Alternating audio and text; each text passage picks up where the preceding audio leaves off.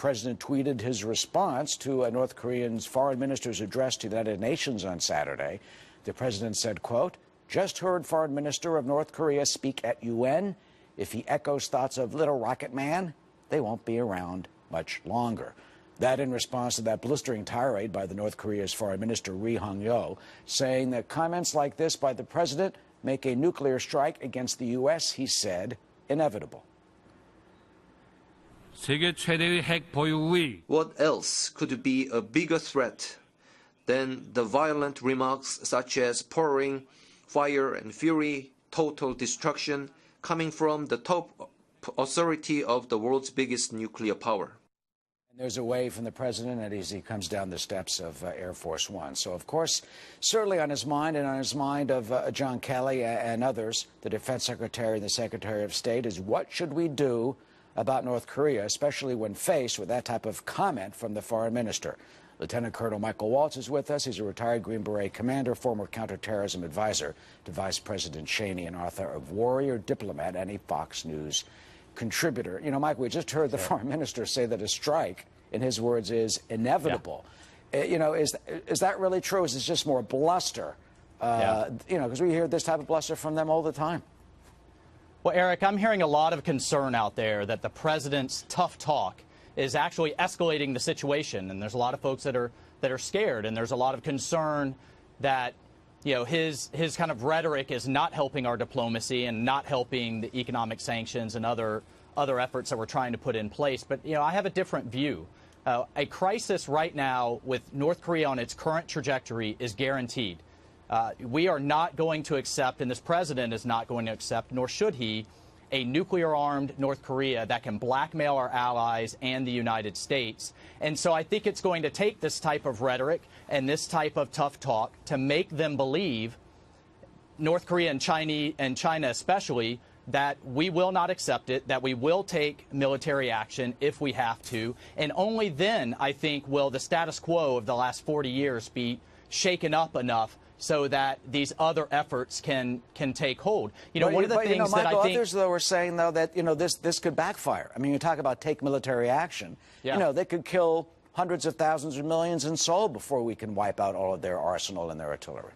Oh, that's right. And don't get me wrong, we are walking a fine line, and the president's walking a fine line here, and the military option absolutely has to be the last resort. But my point is the credible use of military force actually helps diplomacy and actually helps the enforcement of the economic sanctions. And it's only when China especially believes that that is a very real option under this president, that he absolutely will not accept North Korea with a nuclear program, will they begin to move. And that's why I believe you've seen the Chinese just now tell their entire banking system to stop doing business with North Korea. That's why you've seen a number of other countries pull their embassies out of North Korea. And you're finally starting, after 40 years, to see some very real movement on the sanctions and the diplomatic front, only because they believe this president will use military force. I was at the UN reporting for us all last week. Of course, they were shocked.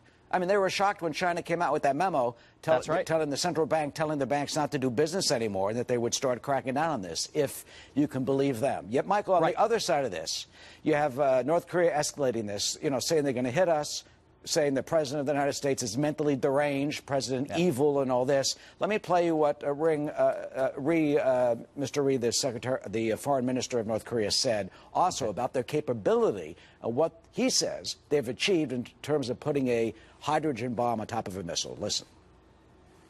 Recently, the DPRK has successfully conducted ICBM-mountable H-bomb test as a part of the efforts to achieve the goal of completing the state nuclear force.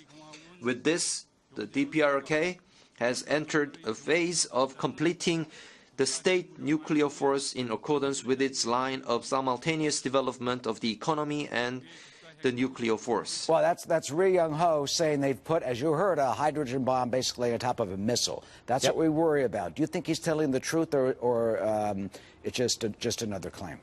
Well, I think time is not on our side here. The North Korean capability will continue to get more and more sophisticated.